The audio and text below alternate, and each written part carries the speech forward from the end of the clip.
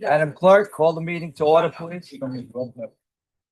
Commissioner Pontilivski, Here. Commissioner Basleys. Here. Commissioner Cedeno, Here. Commissioner Sefeli. Here.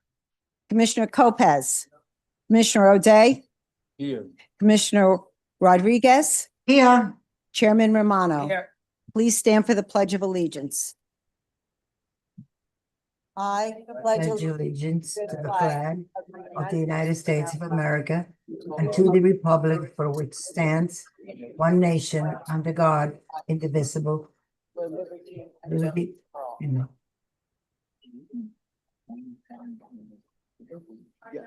We have a moment of silence, please, for the late Governor Dick Cody.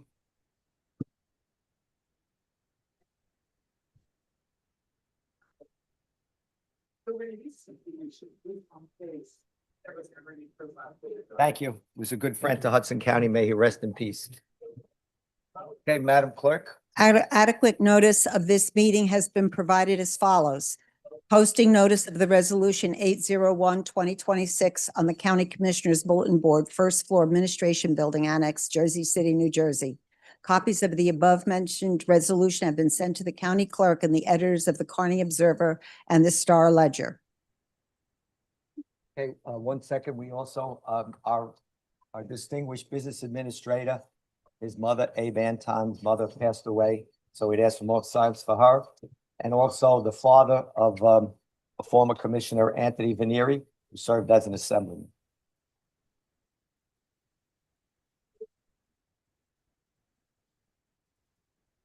Amen. Okay.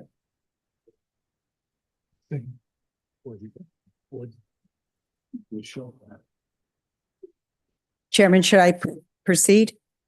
Yes, we'd like to come out of our usual procedure.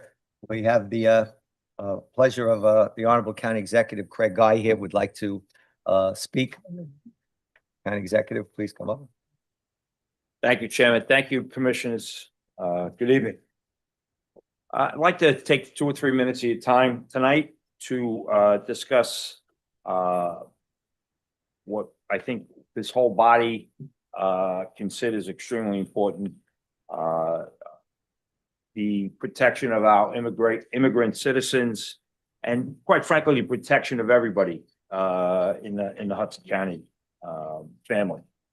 You know, as county executive, I prioritize protecting Hudson County's most vulnerable, whether by investing in nonprofits or providing first-rate governmental services to our residents. This extends to Hudson County's immigrant communities. Hudson County is one of the most diverse counties in America. Somebody once told me how many languages we speak, and it's more than impressive. You know, we're a county that finds strength, and we're built on the diversity that we are privileged to have. You know, which is why I'm here today.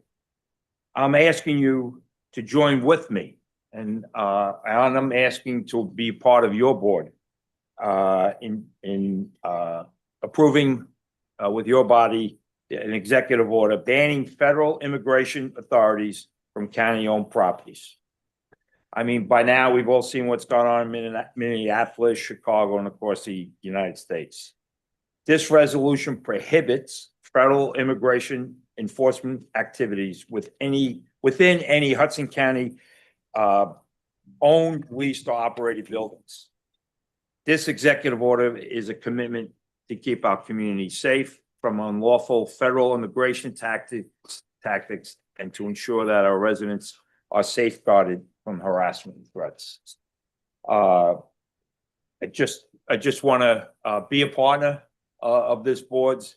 You know, I've spoken to Commissioner Romano, Commissioner O'Day about his such important resolution, and I'm hoping that by passing this, we can be a force within a voice of Hudson County. So thank you for allowing me the 5 minutes. Just on a completely different topic, I know I spoke to Commissioner Basleys about our, and I'll refer to it as the Gateway Project, the Hudson County Tunnel. And I know we have some representatives here tonight to speak about that. It's in the backyard of, literally almost in the backyard of Commissioner Basilis. And I join with Commissioner Basilis and the rest of this board to support a resolution that will be presented to this body to attempt to prevent the stopping of that tunnel. That tunnel is a necessity not only for Hudson County, it's a necessity for the whole region up here in North Jersey and Central Jersey. So I join with you again to be part of what we all think is we all can think is in a commitment to Hudson County residents. Thank you. Thank you, County Chair. Executive. Go ahead, Ted. Chairman, I'd like you to note that, 1 second. I'm sorry. Bill. Oh, I'm sorry. I want to commend the county executive. When Carmen and I spoke about us doing a resolution related to the issue with ICE, I said to her immediately, the resolution is nice, but without an executive order, the resolution is a resolution. And she immediately reached out to Rico and the county executive, and the quick action taken to get that executive order in place and the protections that will afford and some of the fears that it will allay of individuals that every day worry and fear every time they go anywhere, including to our courts, whether somebody's going to be waiting inside for them. Every little bit helps, every little bit's important, and the fact that the two branches of government here work so well and so closely together is a great testimony. And now more than ever, on issues like fighting ICE, it's important that we always show a united front. So I just wanted to commend and thank the county executive and obviously all the members of the board as we work together, standing up for the people that live in Hudson County. Mr. Chairman, Go ahead, Alfred. yeah, just to bring together the comments that the county executive and Commissioner O'Day mentioned about our solidarity regarding ICE. The second prong of the executive's comments had to do with the tunnel project. And let's not forget that the White House has, they've been very politicized with respect to blue states versus red states. It's not without coincidence that ICE has been going into blue states. Don't see ICE in the red states. And let's not be unmindful of the fact that the tunnel project is a project that immediately would serve the states of New York and New Jersey. I would submit it helps the entire United States, but it's a project that is really focused on two blue states. Those two things come together, and let's not forget that. The politicization of the current administration in Washington is focused. It's red against blue, and unfortunately, we have one president who doesn't see us as one nation. He sees it as red and blue, and unfortunately, we're on the blue side, but not for long. So, I just have one comment, as is the county executive and myself. Three or four things perturb me the most about ICE. Number one, there should be, since they're law enforcement officers, there should be no wearing of masks or hoods. There should be body cameras. There should be name tag insignias, as we call them, and also proper training. You just don't hire someone and put them in a hood and a mask, because that would terrify anyone, including myself. Just want to make that comment. And thank you for my colleagues for supporting, along with the county executive, this stance that we've taken. Continue, Madam Clerk. May I have a motion to approve the minutes of the reorganization meeting of January 5th, 2026, the caucus meeting of January 13th, 2026, and the regular meeting of January 15th, 2026. motion, second. Lipsky and Basilis. Commissioner Pontilivski. Aye. Commissioner Basleys. Commissioner Cedeno, Yes. Commissioner Sefeli, Yes. Commissioner Lopez, Commissioner O'Day, Yes. Commissioner Rodriguez, Yes. Chairman Romano. Yes. I have one laudatory.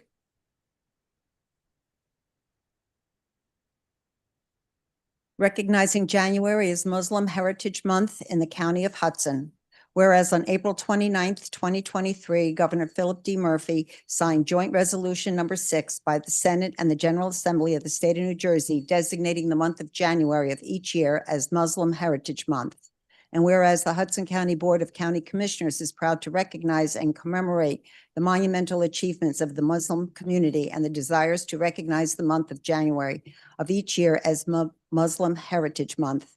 And whereas Muslims are the world's second largest religious population with approximately 1.9 billion followers, with over 30,000 in Jersey City alone. Whereas the history of Muslims in the United States dates back with their immigration to the American colonies as indentured workers. Muslims would later go on to contribute in various ways to the founding of the nation, including dedicated and courageous military service in every armed conflict from the American Revolutionary War until today. Whereas Muslims have directly contributed to the positive growth and diversity of the County of Hudson in all aspects, including education, music, government, medicine, philosophy, mathematics, literature, culinary cuisine, architecture, and the arts.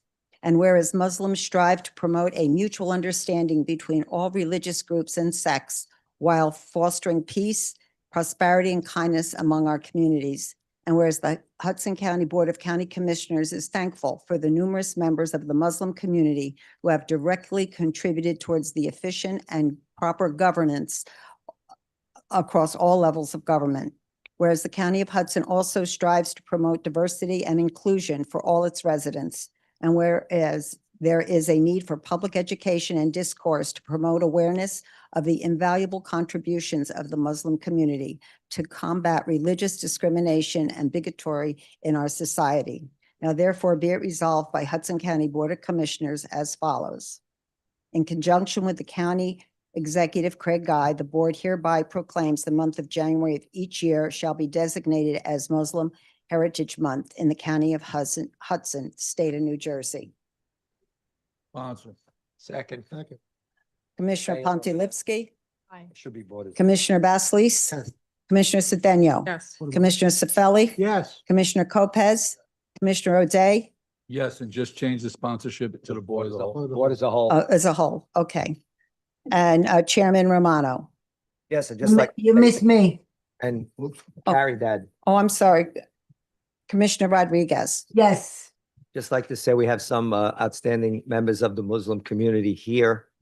I see the doctor, I see Ahmed, I see Ajman, and many others. I know Hassan is in here and Shadid. But I think that between the executive branch and the legislative branch, the bond of friendship and trust that has grown over these many years, and it's been accelerated by our county executive and ourselves here, is so important because of all the contributions that the Muslim American community has made to both the city, this county, this state, and this nation. We respect it and we appreciate all that you do. You know, always have our support. Assalamu alaikum. And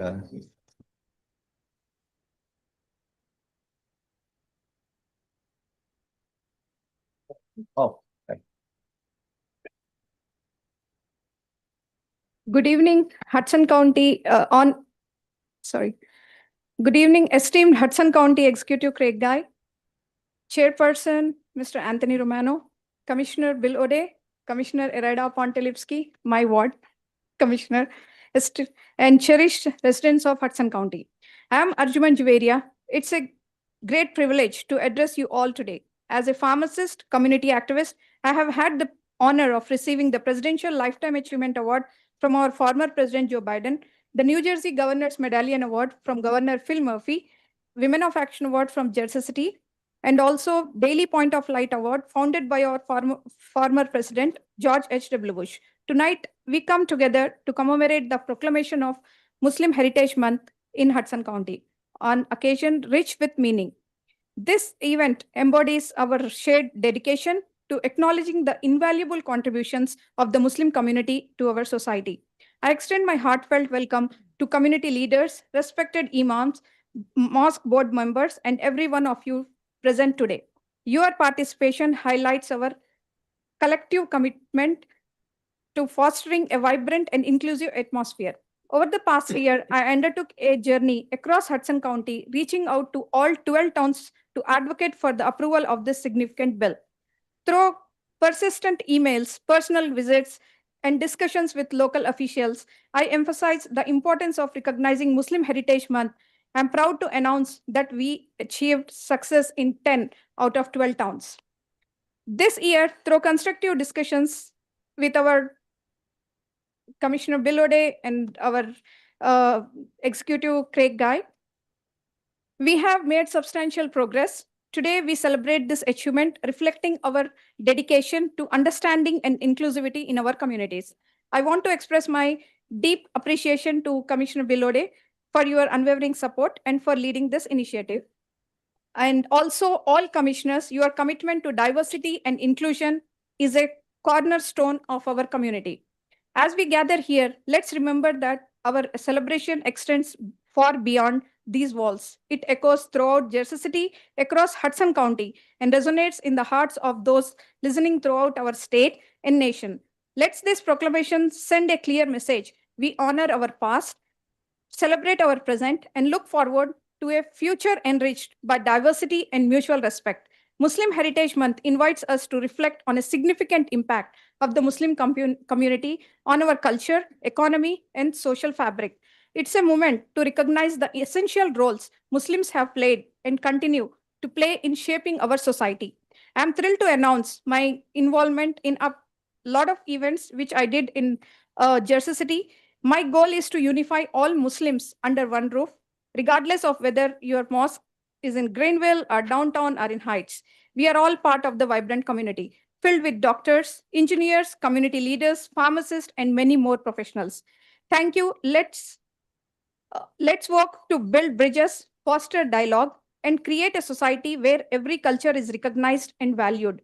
This occasion serves as an opportunity for us to educate ourselves and others about the richness of our diverse background, promoting understanding and empathy among all. Thank you for being here today and for your ongoing support in making our community in a shining example of inclusivity and understanding. Let us carry forward the spirit of this celebration in our daily lives, embracing unity, respect, and love for one another. Thank you. Thank you, Ajmal.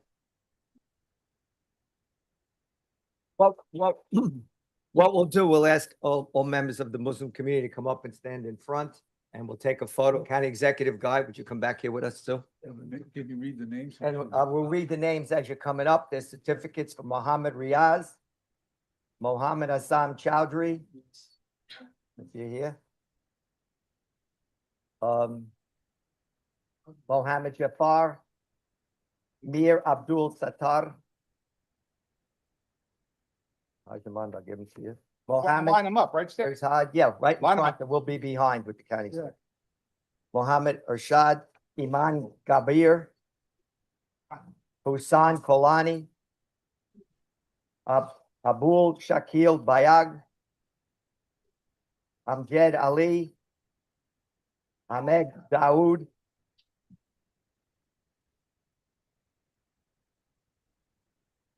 Dr. Ali Kandoui Iman, the Iman doctor, and Arshad Hussein.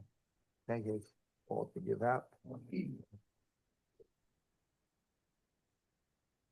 And also Imam Allah El Sadawawi. Hope I got your pronunciations right. Craig, where's Craig up here? Craig, want to come up here with us or down there? Come on, you guys, get in front. Line up here, right in front of the emblem. Line up here. That's right. Yeah, here. Go ahead. Thank you. Yeah.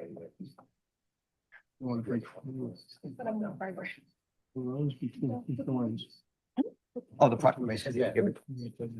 That may help, right? Thank you. You're welcome. All ready? Yeah.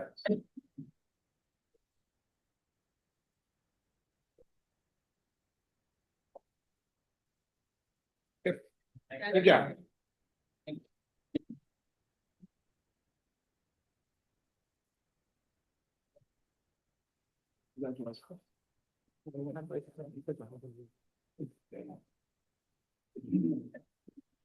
Always been better. Always been better.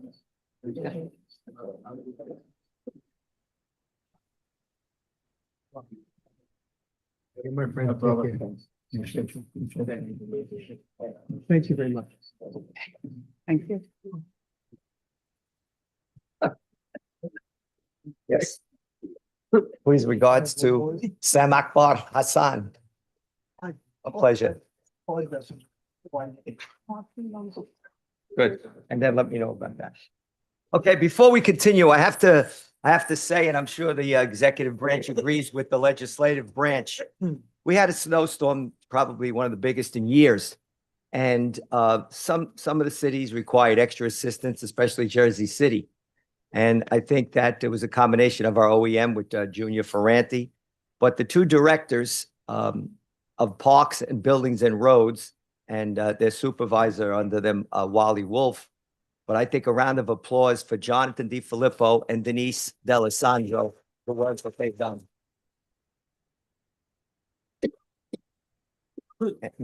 We appreciate that, and be ready in case this weekend we get hit again. Jonathan, thank goodness that we kept you out later on that Monday, because if you had been in that Gallo Center, you might not be here today. And Denise, I never knew you knew how to drive a dump truck before. Okay, Madam Clerk, continue. Chairman, at this point, I'll turn over to the administration. Chairman, we have nothing further. We, I have two from the board. sure. Resolution of support for Hudson Tunnel Project. I need a sponsor. Bobby? Second, is that the board? You want to sponsor? Bobby will sponsor the board as a whole as the second. Okay. Now, Commissioner Pontilivski, Aye. Commissioner Basleys, Commissioner Cedeno, Yes. Commissioner Sefeli, Yes. Commissioner Lopez, Commissioner O'Day, Yes. Commissioner Rodriguez, Yes, Chairman Romano. That's Yes. Resolution 28. Resolution 29. It's opposing the unlawful enforcement tactics of the U.S. Immigration and Customs Enforcement, ICE, U.S. Customs and Border Protection, and any other federal agency employed by the U.S. federal government in conducting civil immigration enforcement activities in the county of Hudson. I need a sponsor Sponsor. in a second. second, O'Day, and Rodriguez. Again, I just Commissioner, oh, go ahead. want to note, like, I appreciate all the work that Carmen Mendiola did on this in the last couple of weeks. So You know, Billy. Commissioner Pontilivski Yeah, you know what? Let's change that to board as a whole. for both. Yeah. yes, Commissioner Pontilivski, Aye. Commissioner Basleys, Commissioner Cedeno, Yes. Commissioner Sefeli, Commissioner Lopez, Commissioner O'Day, yes. Commissioner Rodriguez, yes, Chairman Romano. Yes. Yep. One other comment for those that don't know that utilize the wonderful Gallo Center. There was a unfortunate accident there that caused extensive damage. But between the legislative and executive branch, repairs are ongoing immediately to try to get it back in circulation. So. just Yeah, be aware. just to note for the record, I know Abe is still dealing with personal matters related to his mom's passing, but we need to reach out sooner rather than later to the Improvement Authority and whoever else within government to secure a temporary location for all the activities that go on there. There's way too many community events that occur there. I think I identified a potential site, working with Director DiFilippo. It may cost us a few bucks, but it's well worth it. That center's always been utilized for the community, which is what makes it great. Thank you. Continue, Madam Clerk. According to the policy set by the Board of County Commissioners, members of the public are asked to limit their comments to 5 minutes when discussing agenda items. and 3 minutes at the conclusion of the meeting for persons who submitted a written request to discuss matters of public interest. At this time, the public may address the board on any item on the agenda only. Please keep your comments limited to 5 minutes. Are there any speakers on the agenda only? Call out any speakers, yes. I might have misspoken. I was going for item 23. Yeah, now. That's on the agenda. Fine. This is your time. Good afternoon, commissioners. My name is Jack McKee. I'm here with Hudson County Complete Streets. I'm also here as a resident of Jersey City.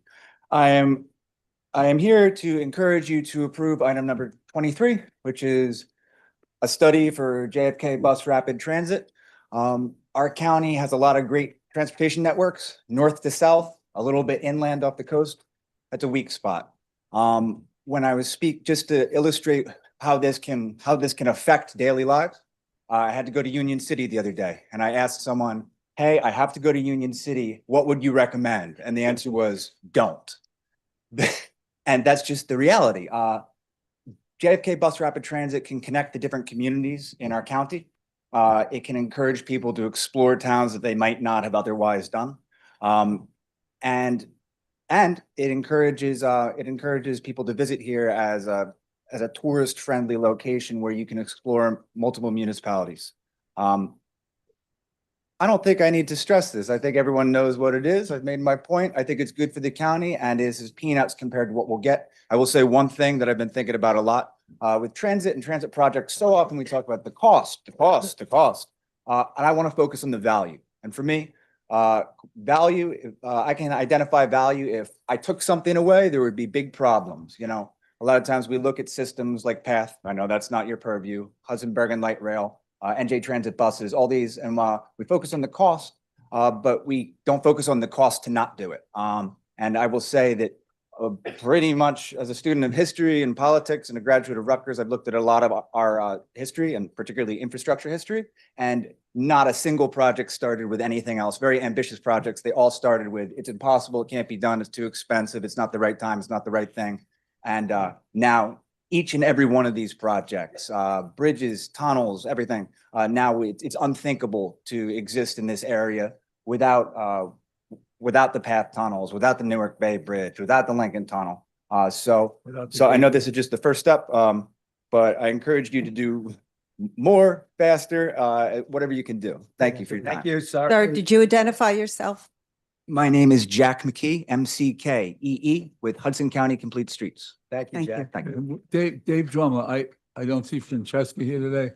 I asked her yesterday to send me a copy of the actual RFP. You're supposed to send it to me today. I don't know if something Went happened, out yet, Bill. I asked her to, it's not out yet. but I want to see it before it goes out. Sure. We'll make If it sure, was any good to see it after it goes out, right? we'll make sure you get a copy. I thought I was gonna get it today. Go ahead, next speaker. Mr. Chairman, she's on the line. Oh, okay. Okay, go ahead, Mr. Chairman. Yes. Oh, Francesca. Oh, Go yeah. ahead, Francesca. Hi, commissioners. It's Francesca here.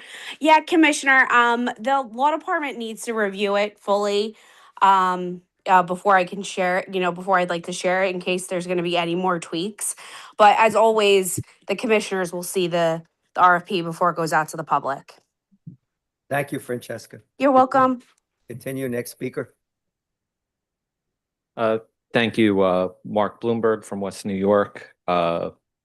Three things I wanted to discuss with you on the agenda. Number 25, the resolution, I'm sorry, not 25, 19, funding from the DEP. I just wanted to basically thank you.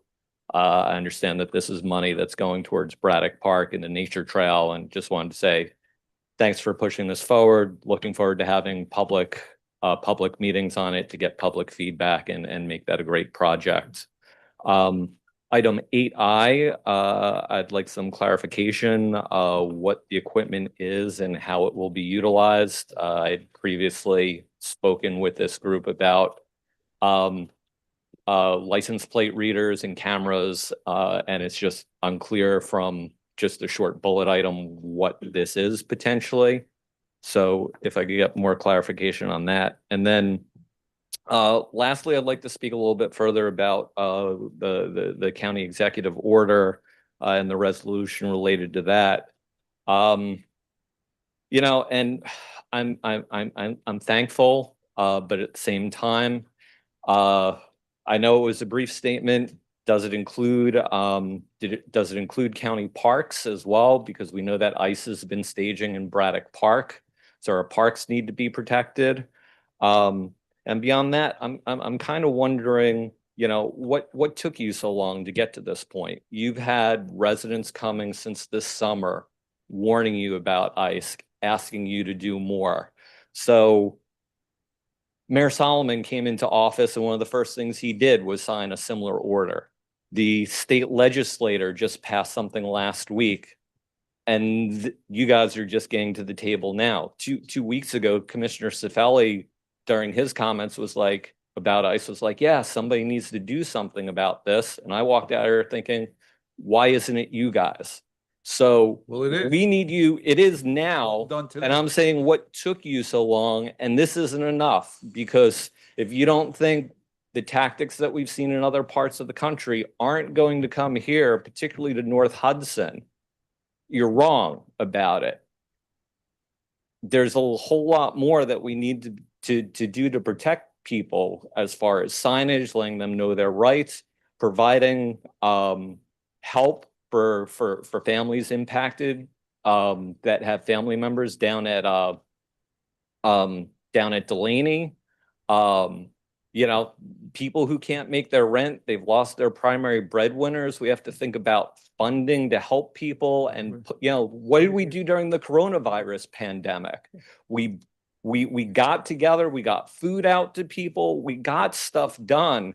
And, you know, I appreciate what you've done so far, but there's so much more. And I believe other people have brought things to your attention that you can move on. Thank you. Thank you. And look, I think that we will. Look, this is the beginning. I think we'll do more. I think it's unfair to say that we haven't done anything. We sponsored resolutions in support of the state legislation on ICE that unfortunately Governor Murphy vetoed, right? So I things take a little bit of time, right? We got to work within the confines of government. But, you know, this is the result of us listening to people coming and speaking at meetings. I wish we had done it a couple of months earlier, absolutely. But I think we've tried to get to a process of doing it. And, you know, I think the humanitarian aid side I've discussed, yeah, I think we need to have to figure to do that. I'm 1,000% of that. And as we get into the budget discussions, that's what we'll do. The only issue we have between this and COVID, remember when COVID happened, the federal government sent a ton of money. Here, what's going to happen here is instead of them sending us money, they may take money away from us. But that doesn't change what our obligations are. Thank you. Next speaker, Chair. Next. Chairman. And no response on what I wanted AI to is? address one thing. Yeah, go ahead. And Chairman, I just wanted to address to Mr. Bloomberg and anyone that may be interested. It does cover parks. It covers county buildings, all county-owned property buildings, parking lots, parking ramps, vacant lots, and garages. So it includes any county-owned property leased as well. Thank you. And we'll give you guys copies at the end of the meetings. Next speaker. All right. Good evening, commissioners. I think I also have part of my comment to share for the public comment portion. So this isn't the only time you're going to be Identify hearing. yourself, please. Oh, I'm Courtney Walker. I'm a resident of Jersey City. So this is the 7th time I've come before you all to ask for stronger protections for our neighbors in the face of escalating ICE activity in our community. And I really do appreciate the executive order today. It's been quite a journey since last July when I first asked y'all to do something as commissioners. In September, we saw a documented video of a sheriff's officer interacting with ICE agents in Braddock Park.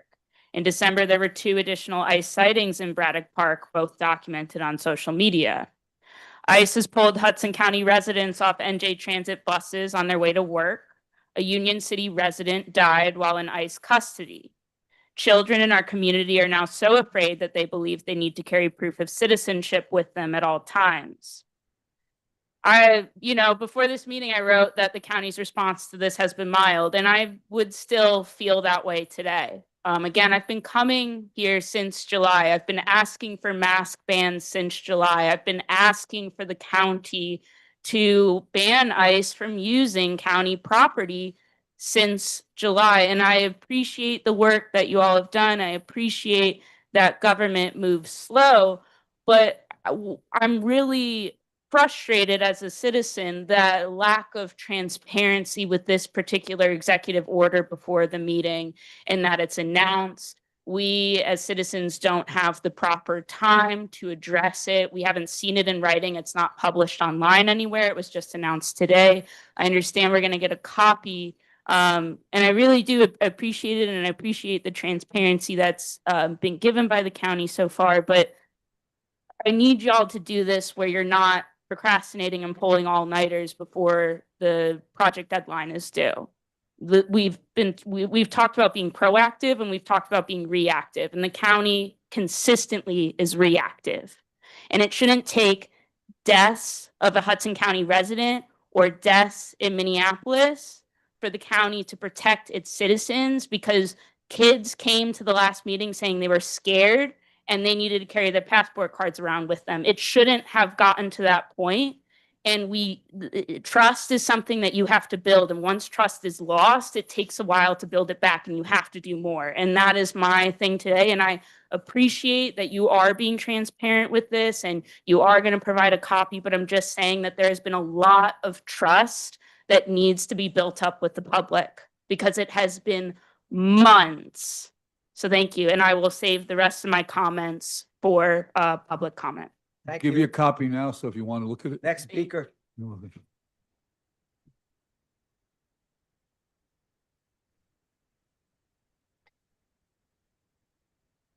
Go ahead, sir.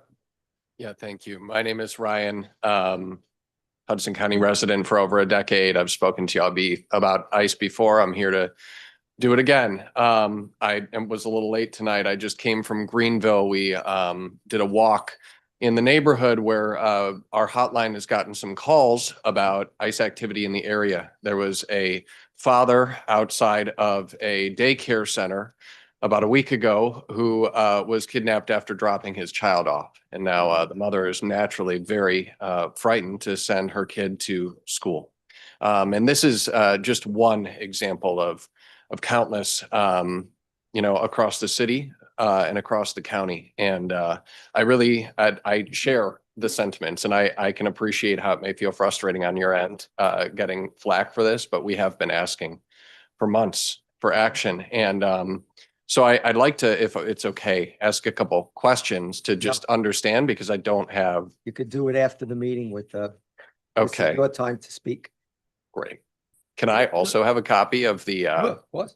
so that I can read it beforehand? We have to. Make copies. We made copies so we can give all the.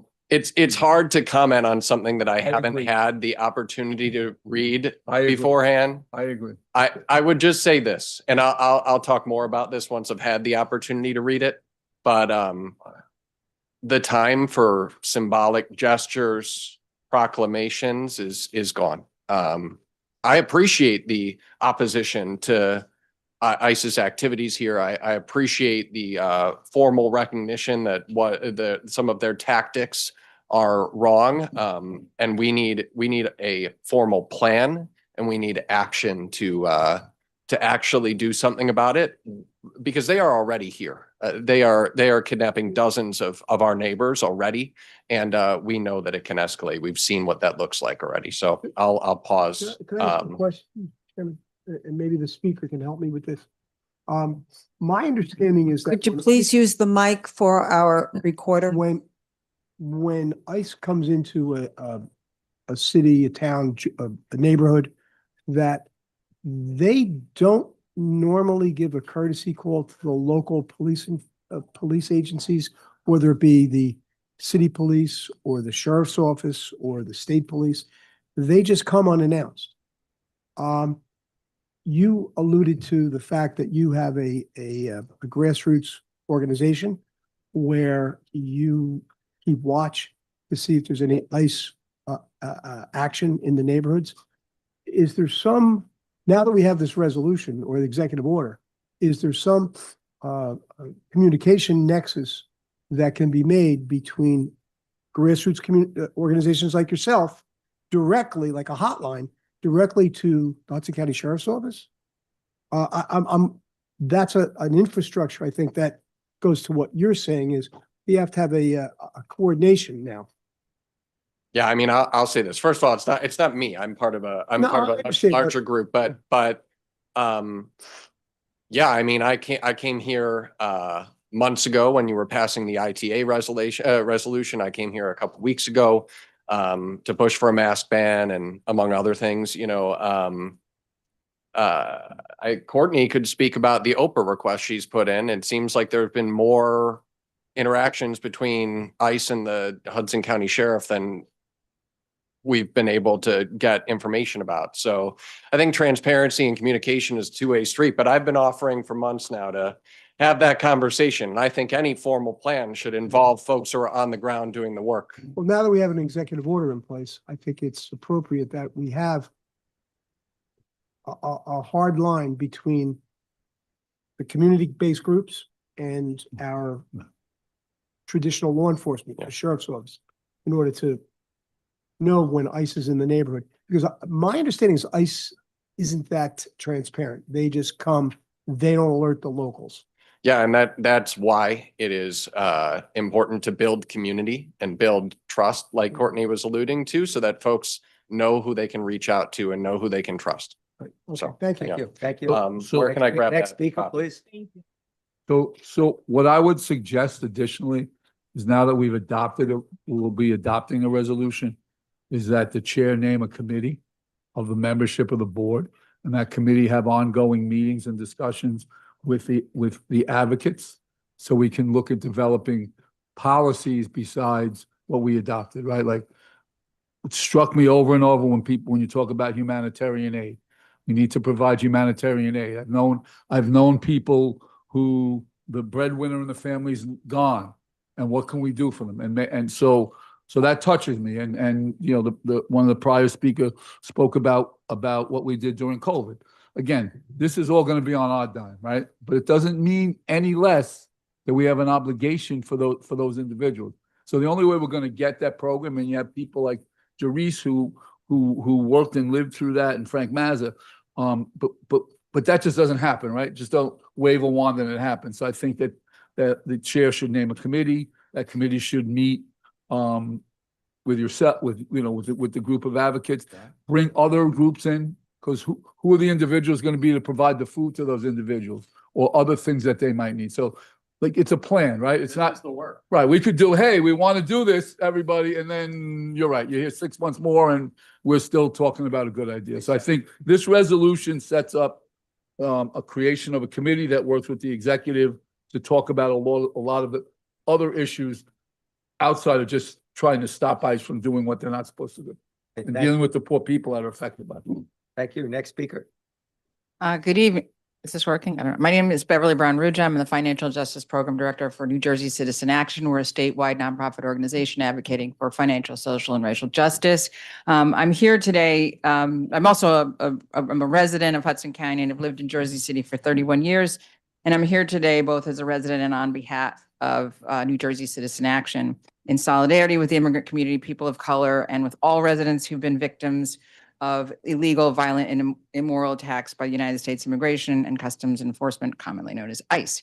So when I got here today, obviously I heard that the county executive is going to implement an executive order that will ban ICE from using county property for whatever they're doing. I think just to pick up on what's just been said, what I think we're pressing for is urgency, a sense of urgency. And I just wanted to comment on a couple of things. One is something that's been asked for a long time is actually setting up a kind of a communication structure. And the other thing is that the community is doing these things. Commissioner Day, you just said it takes time, but the community is already collecting food. There are small organizations across the county who are doing that. So if you can provide the infrastructure for communication when these groups are seeing ICE, to call the sheriff's office, to get there to protect the people of Hudson County. I mean, I think we all know that the courts have determined that the 14th Amendment requires you to protect everyone, whether they're a citizen or not, to their due process rights, all the constitutional rights that they have. So I think it's urgency that we're, you know, that people are upset about, right? This has been coming for a long time. We've witnessed what's going on across the country. So it's great that the county executive passed the executive order today. It's great that you passed a resolution in support of that. But I think there needs to be some urgency. You do have people on the ground. We know the money is going to be taken away, but people are doing things. They're collecting food. People are defending, taking videos of what's going on in the street. That's already happening. But we need the leadership of the county to step up, build that infrastructure, make sure that you're doing more, adopt a ban. I think you mentioned, Commissioner, a ban on masks. You can do that. You can codify that into law. They can't come here and do that. That's what you can do more. You can, you know, some of the things that have been asked for are also this, you know, the idea of building some kind of support structure for the people who've already been hurt and you know, mourning the loss of family members. So it's the sense of urgency that we're looking for and direct action. I think a task force that includes some of the organizations on the ground would be great, but we need like tomorrow things to happen because as we know, people are being yanked off the street every minute, every day. And that's what we're calling for. So thank you. I know you're going to do it, but please do it now. Thank you. Thank you. Thank you. Next speaker.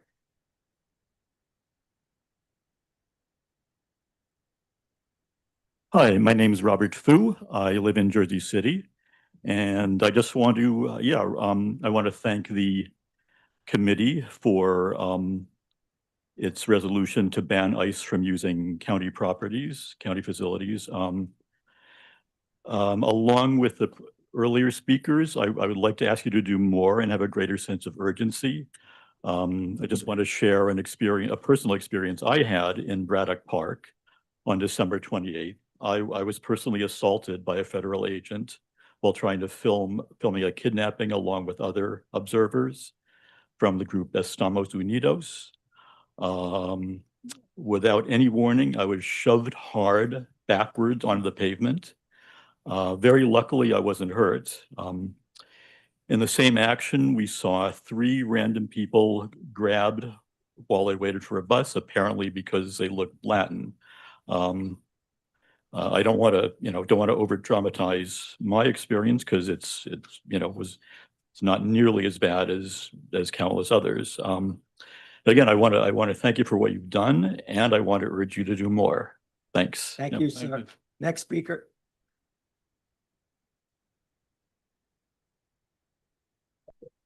Hi, my name is Jennifer Siegel, and I'm a resident of Jersey City, District 4.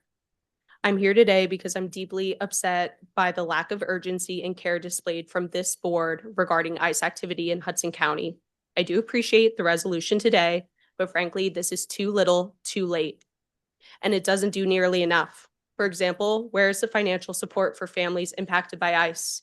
Each week that passes without real action, more of our neighbors are kidnapped by ICE. And I don't hear from this board the understanding of the severity of what is going on in our communities. And that's deeply concerning. Each of you was elected to protect and serve this county. The fact that it took until this meeting to propose a resolution is a disgrace, especially after months of neighbors being kidnapped and community members demanding your help and action. Our community deserves safety, protection, and frankly, better leadership. Thank you. Speaker. Hi, my name is David Gerges. I am a lifelong resident of Jersey City, District 4.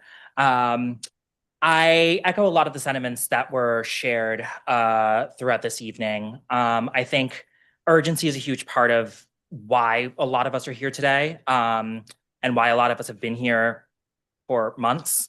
I mean, I heard somebody talking about how they were coming to these Hudson County Commissioner meetings for 7 times to call for policies that would protect people from ICE. This was an issue in July when we had in June and July when we had a Republican sheriff for a period of time who was actively collaborating with ICE. There should have been proactive leadership then to promote oversight or pass any of the bills or pass anything that was involved in the executive order that was passed today, right? What we're looking for ultimately is proactive leadership. We should not have waited 6 months until multiple people were shot and killed, and it made national headlines for folks to wake up and be like, oh, wait, actually, we need to do something. It should have been proactive. ICE was a problem when Trump was elected the first time. And the first time that happened, this board renewed an ICE contract. The So- majority of this board, because I didn't, I voted no twice. 100%. No, I know, Commissioner. No, you and I know. But like, as a body, this is what we're talking about when we talk about urgency, right? It's looking at the moment, the political moment we're in. It's understanding what the people are looking for. It's seeing the news and passing policies that respond to that. We knew there was a Republican sheriff months ago. For the 4 months that Sheriff Shalari was in office as a Republican, we could have done anything to protect people from ICE and from the sheriff's office collaborating with ICE. The fact that people, the fact that we're even in a situation now where, yes, there was an executive order that was passed, but we're still asking for additional provisions in it, like a mask ban. Like, it's not enough to just be like, all right, we did an executive order, it's done. We need to actually have like a comprehensive, proactive plan to protect people. And I'm not understanding why it's taken so long for that to happen. Thank you. Thank you. Next speaker. Hi, everyone. My name is Ron Bautista, and I'm here today because ICE has proven itself time and time again to be out of control. The last minute resolution and executive order are a good first step. I appreciate it. However, the county government has the obligation, the authority, the responsibility to do a lot more to protect residents, commuters, workers, and law enforcement officers themselves from unclear rules and unlawful conduct. I used to be undocumented, as many of you know.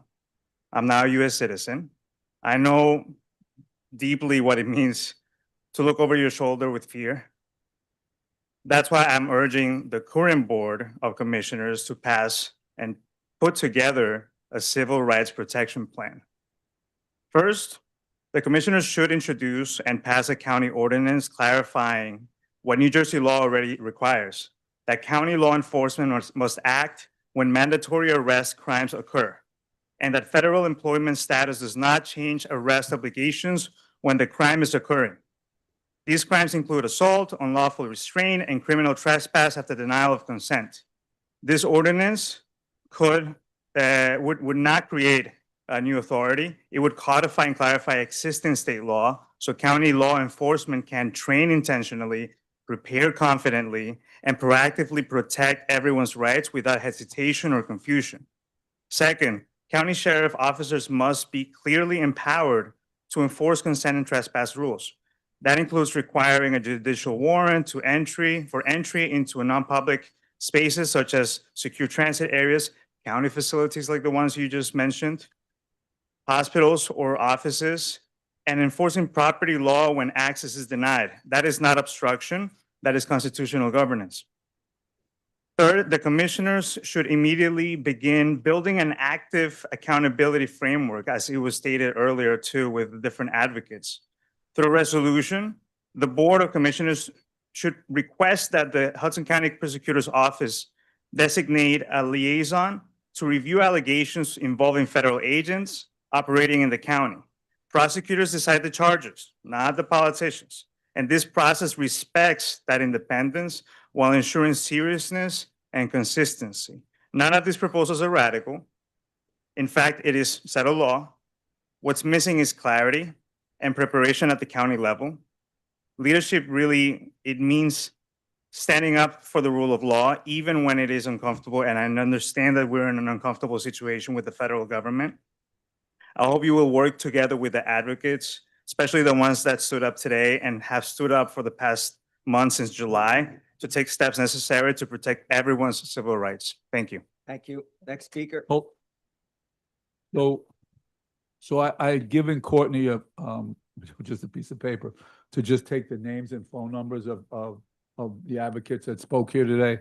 I think we need to have a committee of the board, and I think that committee needs to create, in cooperation with the county executive, a task force that's able to implement and do the things that are there. You mentioned earlier about people collecting food. We distribute, my nonprofit that I'm saying, but we distribute food to 2,000 people twice a month.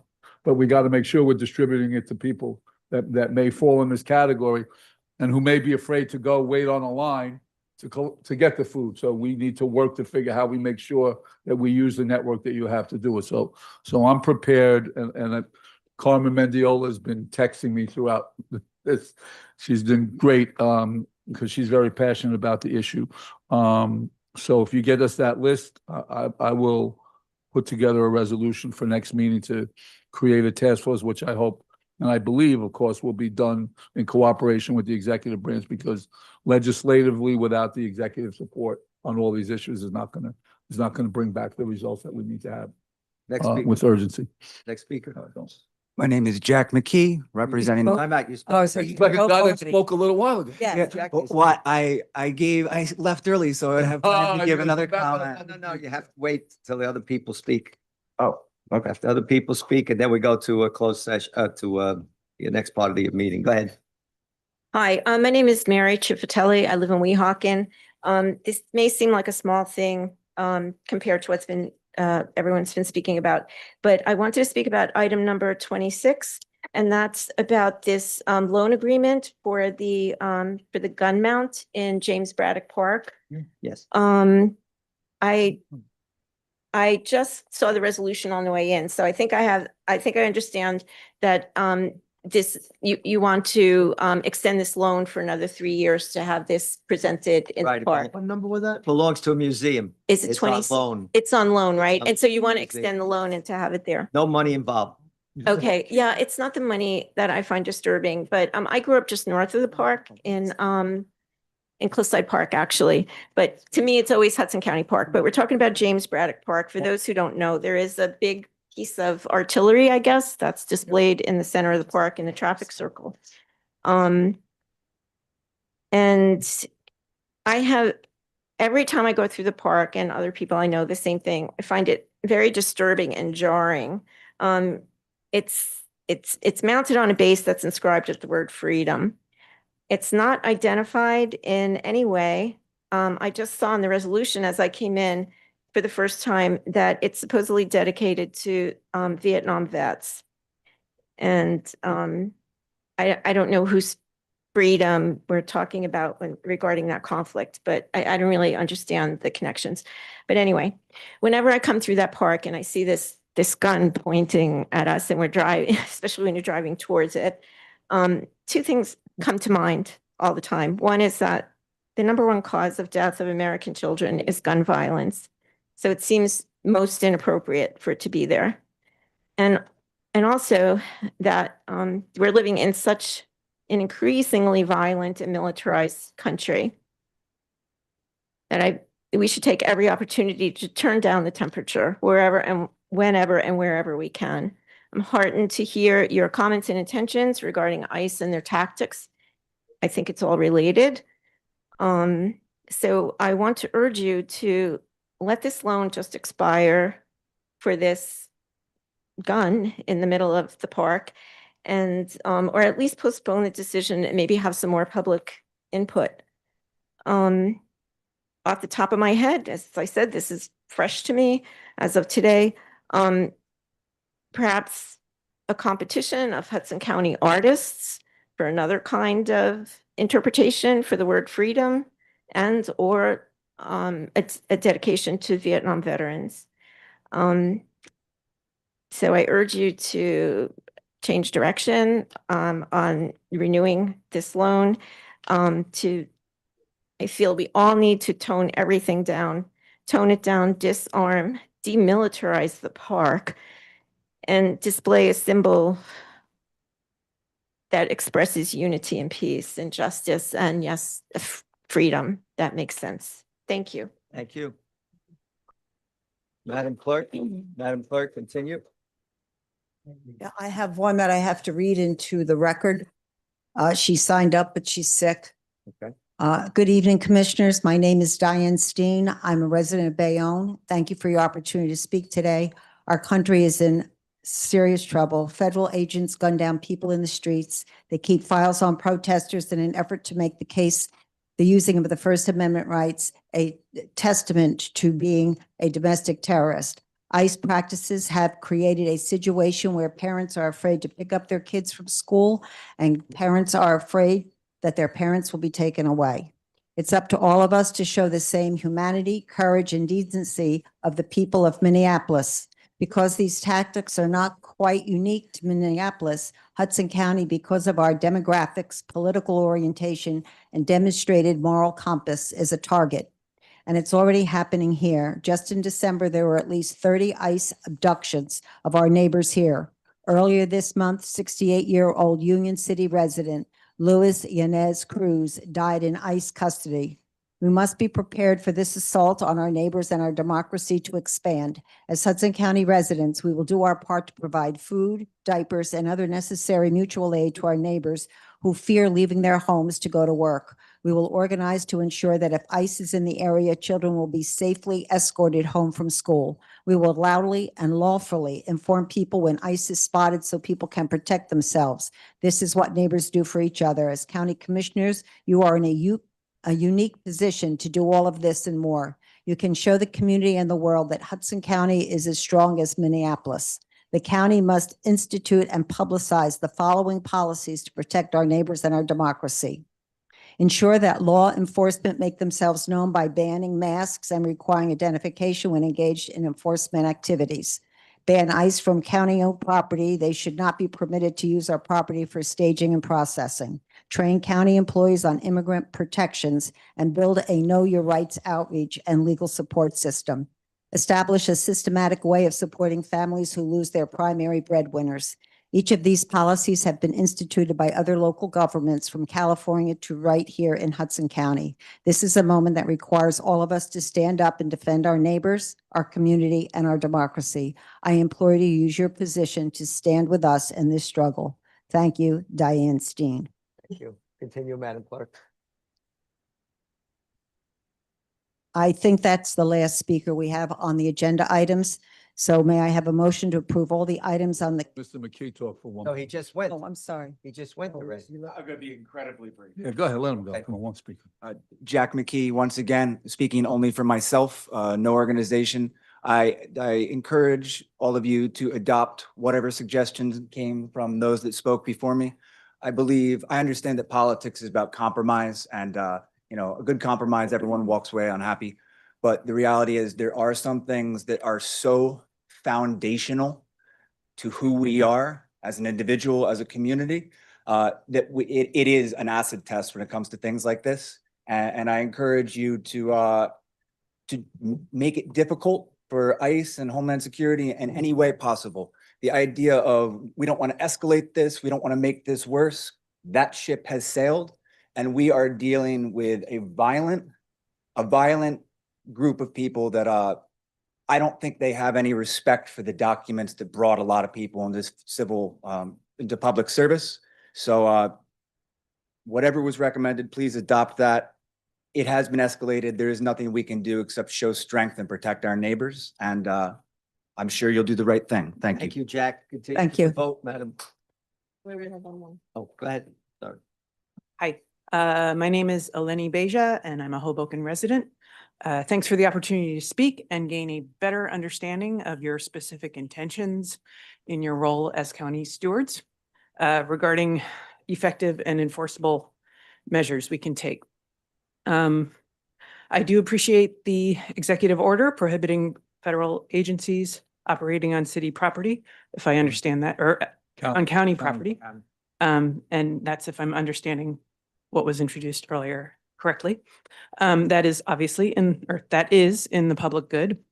And I share Commissioner Romano's concerns regarding the lack of identification, body cameras, proper training. And having said all that, I also echo what others here have said regarding the need to codify and clarify county laws and to build an accountability framework and a process in which our county commissioners can request prosecutors that they investigate allegations and also the calls for an effective communications infrastructure. I'm asking, in light of the concerns that many of us share regarding people in our community being forcefully taken by individuals who do not identify themselves or adhere to due process guaranteed by the Constitution that you have sworn to uphold. I'm asking if you will codify a ban and if you will explicitly endorse the Law Enforcement Officer Protection Act, A6236, that the New Jersey legislature is considering, that would make anonymous policing a state offense, regardless of whether the encounter happens on city, municipal, or private property. Thank you. Thank you. Thank you very much. Next. Continue, Madam Clerk. Seeing there are no other speakers, may I have a motion to approve all the items on the consent agenda? A second? Lipsky seconded, O'Day, sponsor. Commissioner Ponte Lipsky. Aye. Commissioner Basleys. Commissioner Cedeno. Yes. Commissioner Sefeli. Yes. Commissioner Lopez. He left. I think he's on. He's gone. Commissioner O'Day. Yes, but Commissioner Rodriguez. Yes. Chairman Romano. Yes. There have been some changes. Let me see if Kenny's on. I was just going to say, Commissioner Lopez sponsored, how many of them? 4 of them? I could take 4 total. Take Commissioner Copper. Thank you. And seconded on 2. I'll second them. Okay. Chairman Romano seconds the 2 and the 4 by. Okay, he didn't answer. Okay, thank you. I have 3 ordinances for introduction.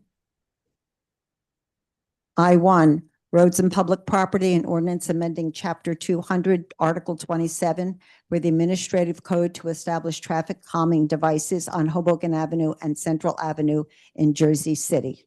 On the introduction, Commissioner Ponte Lipsky. Aye. Commissioner Basleys. Commissioner Cedeno. Yes. Commissioner Sefeli. Yes. Commissioner O'Day. yes. Commissioner Rodriguez. Yes. Chairman Romano. Yes. The ordinance has been introduced. Ordinance number 2, Roads and Public Property, and ordinance amending Chapter 200, Article 8.10 of the Administrative Code to regulate parking at the east side of Central Avenue and west side of Oakland Avenue in the city of Jersey City. Commissioner Ponte Lipsky. Commissioner Basleys. Commissioner Cedeno. Yes. Commissioner Sefeli.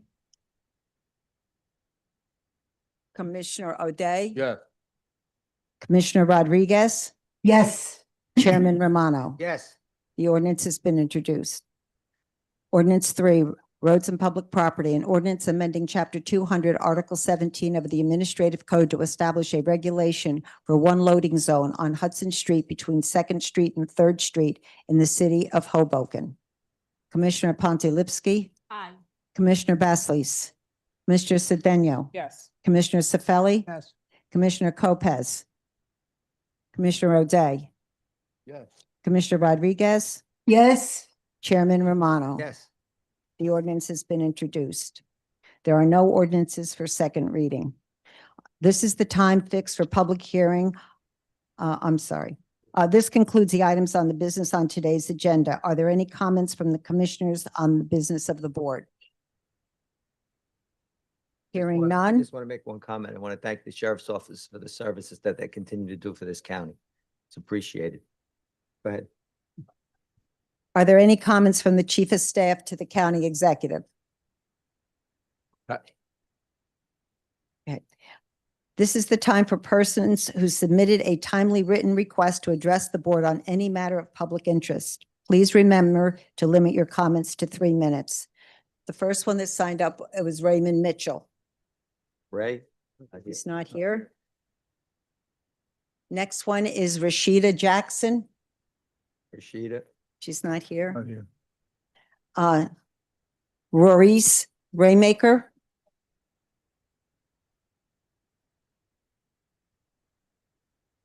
Well, good evening, Commissioners. Hi. I am here tonight from the Safe Skies Coalition, which is a local organization which focuses on helicopter abatement efforts. And we are part of Stop the Chop New York, New Jersey, which is a 501c3 dedicated to eliminating non-essential helicopter traffic. And we want to recognize the Hudson County Executive, Craig Guy, and you commissioners for the resolutions passed in support of state and federal legislation seeking to rein in the relentless non-essential helicopter traffic, which so severely impacts our safety and quality of life. You stepped up and you joined Congressman Menendez's call for all levels of government, municipal, state, and federal, to work together. And you supported state legislators, Raj Mukherjee, Sandra Cunningham, Albio Ceres, Brian Stack, Nicholas Sacco, Annette Shapiro, Angelica Jimenez, Jessica Ramirez, and Julio Marenco. And in our efforts, we have learned that while the FAA controls helicopters in the air, we can use zoning to exert control over where heliports and helipads are located and how these are used. Zoning is our most powerful tool. And therefore, we wish to thank Kearney Mayor Carol Jean Doyle and the town of Kearney for their efforts to enforce the zoning use permit for Kearney Heliport, which was granted contingent upon certain hours of operation and the sworn testimony of CEO Jeff Hyman that there would be no tourist helicopter operations out of Kearney. In 2014, Kearney had the foresight to recognize that tourist helicopters have a negative impact. Holding HHI to its permitted use is especially critical now because Mayor Mandami of Manhattan has said that he intends to close 2 heliports in New York City, and those displaced tourist helicopter industry will likely seek to move their operations to New Jersey.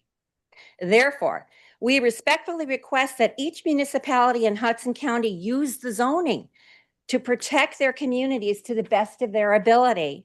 And we also ask that you stand by Kearney as it litigates the zoning permit violations at HHI. Presently, the ball is in Kearney's court.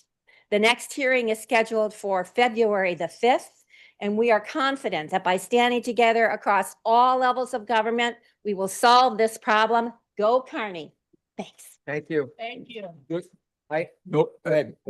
Just for the record, because you gave a litany of elected officials. Before any of those elected officials did anything, this board took an action before that facility ever opened. Because I was the sponsor of the resolution expressing concerns and asking that it not happen. So we're glad that they're late to the party. We have other parties that folks are late to. We welcome everybody to the party, but it was brought to our attention before that ever opened. And we did a resolution suggesting it should never have been open to begin with. Chairman, I have made a request that we have a link for that hearing. It's a virtual hearing. It's at 10:30 that morning. And I know that Commissioner Cedeno had already reached out to me. It's February 5th and it's 10:30 in the morning, and we'll share a link with all of the commissioners. Because I also spoke with a couple of your leadership from the Sergeant Anthony Park group last night to confirm our support too. And it's been how many years we go back, right, Bill? When it first started. Whenever before. Right. Yeah. Should get a copy of the resolution and give it to Nerys. No, they have it. Oh, you already have Oh, it? they have it. Yeah, no, we did it 12 years, whenever. Resolution. 12 We'll get that. 12 years ago, I think it was. Madam Mayor, Got that can you continue? Yeah, next- we have one more speaker that signed up. It's Nicholas Weirda. No, Nick, but you have to be signed up. No, she did sign up. Then Courtney signed up. Put him She on. spoke Yeah, one. put him on. Who's ever signed up. Anyone who signed up gets Yeah, you have speak to a come up second and time. speak if you signed up. Oh, I thought when you spoke before, Mark. No. Okay. He Go can ahead. speak again. Go ahead. Is Nicholas here? Is Nicholas? here? You order, whatever you He's order. not here? Okay, You were first. Mark Bloomberg, So Mark's first. Sorry, Whatever Mark, the you're order first. is, you got them, those are the Then ones Courtney. Yeah. that you Okay, call. sorry, Mark, then Courtney. and then Courtney. Okay. Thank you. Okay, so, um, just following up on what I had discussed with you at the last meeting. I'd come in here and asked for your help looking into whether any of the departments within the county were inadvertently assisting ICE through the use of surveillance cameras. So I'm following up to see what updates you have on the county's use of automated license readers, license plate readers, and similar traffic cameras, including the services by Flock Safety and their national surveillance network. My understanding, my limited understanding, is that there are at least 6 of these cameras on county roads. 2 on Patterson Plank outside of the extra space storage facility, 2 on County Avenue, just north of the psychiatric hospital, the corner of Dorigo Lane, and 2 on County Road in front of warehouses at 1 County Road. Do you know if these are owned or contracted by the county? If they're not, and they're contracted by private businesses, why are they installed on county roads? What have you learned since the last meeting when I asked you to look into this? And what are the next steps that you're taking? At the end, when you're finished Yeah, speaking, I'm finished. Do you have anything for me? Alberico, because there's security issues here. Go ahead, Alberico. I'm not aware of any under county control. So obviously I'll keep looking into it, but so far we haven't found anything that is under county control. I believe they may be owned by a municipality. Yeah, I believe the cameras that you're speaking of are not county cameras and they're owned by the municipality. So they would be owned by Secaucus? Okay. Yes, I know exactly. now. On county roads? So wouldn't they need something from us to place that on a county road? Yeah, I believe. Be a they- resolution, an I ordinance? believe those resolutions were approved for right of way Okay. agreements.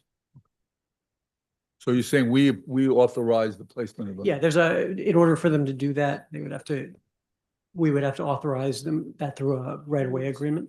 So can we confirm that and provide copies of whatever resolution was passed authorizing? Yeah. Okay. Absolutely.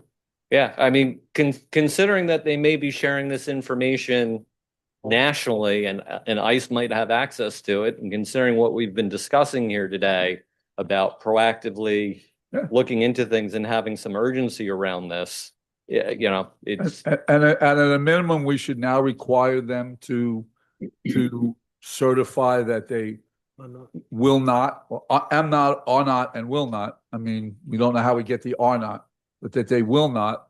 And then if they do, we just remove the right for them to do it. Yeah. I think that's being proactive. Yep. You're not allowed to share that information. Amend the right-of-way agreements just to not permit any information that may be gathered to be shared with any entities outside of their own local law enforcement. I think that occurred, wasn't it, Dave, because of the incidents that happened on that one roadway? When that whole, It was prior to that incident. oh, okay. So they've been utilizing those. All right, thank you. Yeah, Thank you. and then, I mean, Mark identified a couple of them. I think you could pretty much research if there are any cameras on any county roads that got a right-of-way approval, and then we should get all that information provided to them. Should be simple enough to research. I'd appreciate that. Thank you. You're welcome. The next speaker is Courtney Walker. All right. Hello again, commissioners. My name is Courtney Walker. I'm a resident of Jersey City. The other part of my comment I wanted to address today was the issue of OPA requests I've raised, asking for the reports or notices from the sheriff's office that they've sent to the county executive or they've documented in reports. I've submitted 4 OPA requests for those reports, and I've only ever received 1 documented citing in that report, which was dated 9/12/2025 in Braddock Park. And I know the county executive's chief of staff mentioned there might be 3 reports in the last meeting. And I know Almarico came up before the meeting and said that to clarify that, and there might have been a misunderstanding there. He said he responded to my Oprah request today, which was the last business day to respond to the Oprah request because I submitted it the day after the last meeting. Attached here too is the response related to your Oprah request. Please be advised that there was only one sheriff's office report responsive to your request. So I really just need some clarity around the whole process here because the county executive has made a very public statement that there is a sharing agreement between the sheriff's office and him. I understand the sheriff's office is under quite a bit of transition at the moment. When I called the office, it was still the old directory. I was still getting under Sheriff Andrew Conti. I know he's not with the office anymore. So it's very unclear as to that whole structure. And I'm asking for clarity. What is the agreement between the county executive and the sheriff's office? Because apparently there's only one report back in September. ICE has been seen in Braddock Park 3 times, confirmed by rapid responders. So we know there was never a report from that September 5th sighting with the video documentation that made social media. So how many reports have there been? Have they been ad hoc and they just haven't been documented? Like, what's going on here is basically my question. Alberico? Yeah, When you're ready, Courtney, you want to continue speaking first? Or? I would love to. Okay, Alberico, please answer. No, Answer might get additional dialogue.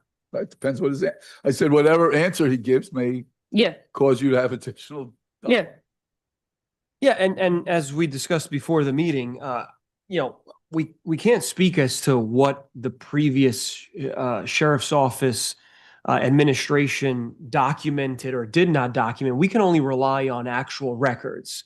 So what may have been presented, like the chief of staff said a couple of weeks ago, unfortunately was not documented. So does the county executive's office have a documentation of 3, like within notes, like meeting notes somewhere offhand, not an official report? Like, was I not clear in my Oprah request? No, your Oprah request requested for sheriff's office reports. Okay, so I need to make it more general. No, if I could just. Can I ask a question though? I think there's a disconnect here. Not every interaction between law enforcement agencies results in a report. I mean, there's some incidents that require reports, but I don't know that every communication between ICE or the sheriff's office or the Jersey City Police Department and the sheriff's department, I don't think that necessitates by law a report to be issued. So you can only get from Oprah what's a report. I just want to make. No, absolutely. Maybe, I don't want to speak for you, Ms. Walker, but I think So the idea, some people get the that's idea. full clarity. I guess then did the county executive statement mean between the county executive's office and the sheriff's office? If I can finish. Yeah. Some folks get the idea that every time a policeman speaks to somebody or responds to an incident, that requires a report to be generated. That's not true. That's what the undersheriff said after the meeting. He explicitly stated anytime ICE and the sheriff's office interact, they have to document it because you have the immigrant trust directive. And that is frankly not supposed to be happening in New Jersey. And they should be asking federal agents who are masked, who are armed in our county and public spaces, what are you doing here? So, but I guess my question is that a directive that's a mandated? directive that Undersheriff Conti told me after the September meeting that the Immigrant Trust Act resolution was passed, that the sheriff's officers were supposed to be receiving. So it sounds like there is a disconnect in the county and between the county's communication with the public of what's happening. And I have been doing this for months. I have raised 4 Oprah requests related to this. And frankly, the first couple were lies because they said we have no documentation. And it took me reaching out to over text and email for Undersheriff Conti to email me that report. So frankly, I have a lot more here in the county and it makes me feel like something's being hidden. And I want to know, where are the reports? And look, we have a new sheriff. We should bring the sheriff either before the board. So those questions are asked. What I suggest, Because he was not, nor was any of his representatives at this Public Safety Committee today, right? Chairman? Yes. I think Jeremy Sullivan, who happens to be an attorney as well as a retired police officer and now holds status in the sheriff's department, is here. So do you want to address that? If you don't have the information, can you share your contact with Courtney? And can we put a process together now with the new sheriff to make sure that that's enforced? And if I may, I didn't get a chance to fully answer the question yet. I think it's important that your question is answered.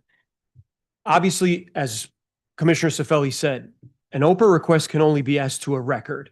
So we can only provide what records have actually been produced and created and authored by the sheriff's office under previous administration. A part of the executive order from today from our county executive and the resolution includes, with the current support of the new sheriff and the administration, and Jeremy can expand on it, that is exactly what is included in there too, the ways that the reporting will be done. Because obviously what you may have been told by previous administration did not result in a documented report that I could share as a county through an Oprah request. But moving forward, and Jeremy can expand on it as well, and that's part of what we did today with the executive order and the resolution. There is going to be clear documentation, and that will be a record. And if it's a record, it's accessible to the public like yourself via an Oprah request. So I'm sorry that whatever you may have been told was not part of an actual transcribed record, because if it was, I would have been able to produce it and the county could have responded to the Oprah.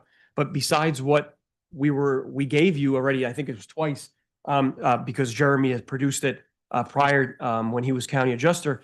It's the same report. I'm sorry it was the same report, but we couldn't find any other report that was actually transcribed. Thank you. That answer, Jeremy, go ahead. Yeah, no, I'd love to hear what Jeremy has to say. Jeremy, what's your title, just so for the, I am the Chief of Internal Affairs. Okay. So the sheriff will ensure that all sheriff's officers, from sheriff's officer up to captain, will Can you please use the mic? will ensure that all of our officers comply with the Attorney General's directive with the Immigration Trust Act.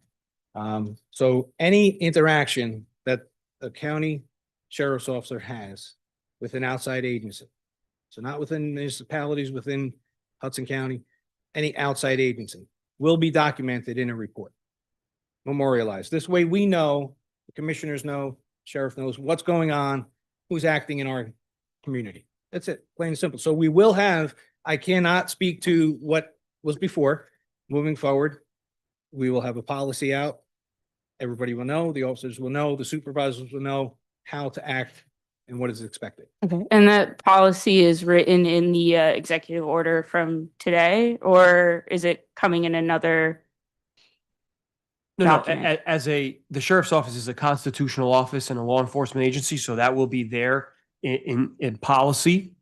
So that will be established by the sheriff's office because they have to be able to enforce exactly what Jeremy's saying and comply with the Immigrant Trust Directive. So that'll be a policy that they will establish internally. Yes. Okay, so the policy sounds like is in the process of being written. Yes. And is that something that we can Oprah request once it's written? I believe so, yes. Okay. I think better, I'd request that policy be done before our next caucus meeting, and that we all get copies of the policy since we direct with the community all the time. And if it's not done by the next caucus meeting, I'd ask that the sheriff come so we can understand why it's taking so long to get done.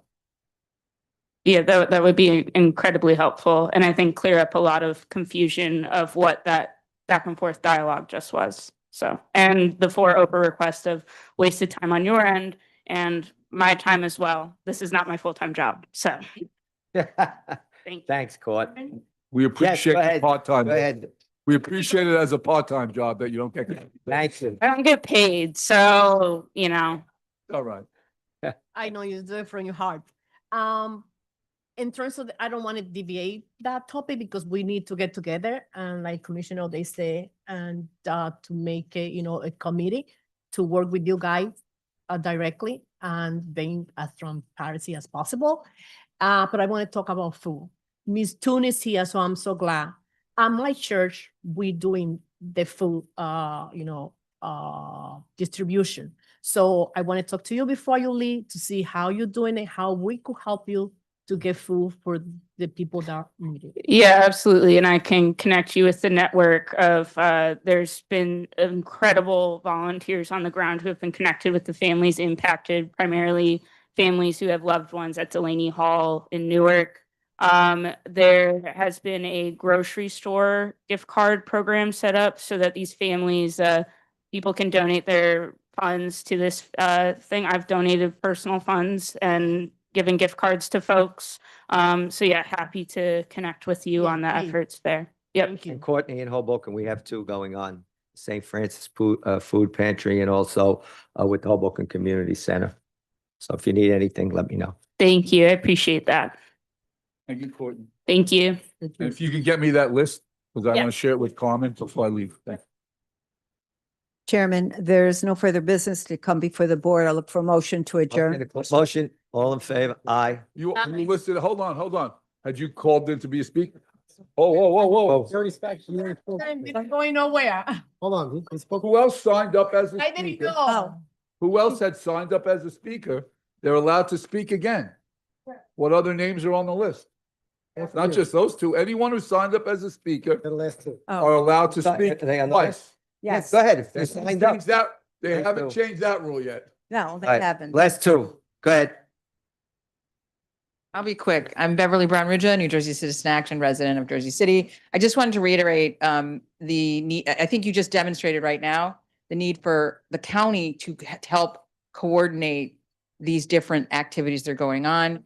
You've also just said that ICE can't use county property. Maybe you can create a center where, not where the people go, because they're still afraid to go out, people who need the food, but where collection can take place. I think you can take that. That's what we're looking for, the leadership to coordinate what's going on the ground. So that's just one thing. I also think, without sounding melodramatic, but I think that whatever resolution you come up with really needs to use the language that describes the constitutional amendments that are being violated by ICE. That should be the book for what your work is and your laws are and your resolutions are. The First Amendment's being violated, freedom of speech and association. Fourth Amendment, protection against unreasonable search and seizure. Fifth Amendment, due process. Eighth Amendment, protection against cruel and unusual punishment. And as I said before, the 14th requires you to protect everyone's right to protection under the law. Again, Protection under the law. protection under the law. I mean, maybe it's melodramatic, but this is a melodramatic time. I don't think I've ever lived in a more melodramatic time. One thing I think. Yep. Is that the general public doesn't appreciate maybe, is that some people think those rights inure to the benefit of citizens only. That's And they incorrect, don't. as you know. Right. Yeah. Every person has those rights. And I think you all need to be the voice that lifts that up and says every single human being living here or passing through has the right to those protections. And I think every single resolution and law should start with those rights and the violations that are going on. And I think I just want to say that thing about the property, making it available for the organizations and making sure that every city is represented on that task force and representatives from the community organizations. And I'll just leave it at that. Thank you. Thank you. Thank you. The other speaker, I think is Dave, if I have the name right, is it David Gurgis? What is your name? Okay, got it. He did sign up. Go ahead, Yeah, go ahead, there you sir. go. Thanks, Joe. Yep, Ryan again. Thanks. So just excuse my ignorance here. So we have this resolution passed tonight. We have a county executive order. Is this now the law of the land? No, No. it's for Hudson County. Well, I'm sorry, the law of this land, Hudson County. So let me be more specific with my question. So can we, for example, expect that a county sheriff would intervene and remove ICE if they are in Braddock Park? Because that's what the language of it suggests. At the end of your speech, Alberico will answer. I'll defer to the attorney. Yes, the attorneys. Lovely. Great, thank you. We Okay. have- We have a federalist system which can be very complicated. I'm So that's why we need the guidance of our attorneys. lovely. It's very Appreciate that. complicated. I am well aware. Yes, and that is why I asked. So I We'll want roll to, through all of them and then. if I you- will. I want to offer you three things based on having now read it that I would just implore you to build on in the future. I appreciated the verbal mention of masks by Chairman Romano, for example. But it is not in the resolution or the executive order from what I read. So we need you not just to express opposition to the use of masks by law enforcement, but to outlaw their use altogether. And we need a formal plan for enforcement, just kind of building on my earlier question. There is a mention in the resolution about calling on the Department of Homeland Security to require ICE officers to clearly identify themselves, use visible faces, name badges, etc. I want you to know that in August 2025, there was a case in California in which there was a settlement. It ended up being a settlement in which ruses, which are tactics that ICE uses to lure people, to lie to people and lure them outside, or to trick them into allowing people inside their private spaces. Those ruses were banned as part of that settlement, but it only applies to the LA field office. So right now, this resolution calls on the DHS to tell them to stop. Yeah, I think we all know here they're not going to do it. And so I think there's some precedent for pushing on that as well. Ban those ruses that they use. And then finally, I would add that there is in the Immigrant Trust Act, which you all passed a resolution in favor of some months ago, there was an accountability mechanism. There was a reporting requirement to track compliance, especially around the data privacy aspect. We know that ICE has been able to access license plate and perhaps driver's license data. So please consider banning that. Thank you. Yeah. Okay. Go ahead, man. Well, you had asked the question. Oh, go ahead, Yeah. Alberico. That's exactly part of what has to be done with the sheriff's office and their policy, because Commissioner Cifelli is 100,000% correct of the delicacy. It's so delicate to navigate the jurisdictional aspect among so many other different things, the 10th Amendment, and there's so many things. And that's why what the policy that the sheriff's office will be working on, and the executive order does say what we will be doing if they come on county property, as to making sure that they're well aware of the fact that they cannot come on our property. After that, that is part on the law enforcement of what can and cannot be done once they're on our property. That's the policy that they will be working on, because that's very important. It's a very delicate line that we all have to work together here in making sure. I really get it. Yeah. I promise you, I get it. I understand what I'm asking. Yeah, And you also have to understand that I have been present when my neighbors have been kidnapped by masked men, right? Like, my understanding is that the police, the county sheriffs, they ostensibly exist to protect everyone in this county. So you can understand why I'm pushing on this and why I want to understand clearly if we're passing these resolutions and executive orders that say that something isn't allowed. Well, what happens if someone does something that isn't allowed? Well, that's exactly what is. It's very important, and also it must be noted that when they're, and this is everything that's being discussed, but just to put out an example about, there's been a lot of discussions about masked, armed individuals, right? What the law can allow us to do is, and this is why it's important to navigate it correctly so we don't face issues from the federal government, among other things, is that if there is a masked individual on county property that now this executive order has established that they don't have a right to be on, they're being treated as a masked armed individual, and they will be asked pursuant to the law. And I'm sure if I'm misspeaking, the policy will state that, but they will be asked for their identification, because once you're on private property based on this executive order and you are armed, you're basically being treated as a armed individual on a county property. Yes. And therefore we will be able to ask for identification, and the sheriff's department will be working on what the enforcement of that can be. And to clarify, the executive order states that immigration enforcement explicitly cannot happen in those places. So even if they provide identification, it is still violating this. I think you're trying to lead to asking in a roundabout way, our sheriff's office is going to arrest ICE officers. I think that's what didn't he's say asking. arrest, but I said remove. from Yes, the- he's telling you that they're not going They're to be gonna work allowed. on the policy. I Right. get it. So next meeting, we'll have a clear answer. Well, that policy will exist, Jeremy or Jeremy. About a clear answer, but. You'll have any, Mr. We'll be back. If you And have then the the courage- second, I'm sorry, Chairman, Commissioner O'Day. You're introducing a resolution to establish a task force that will include members of grassroots organizations. doing- 100,000, it won't be successful without them.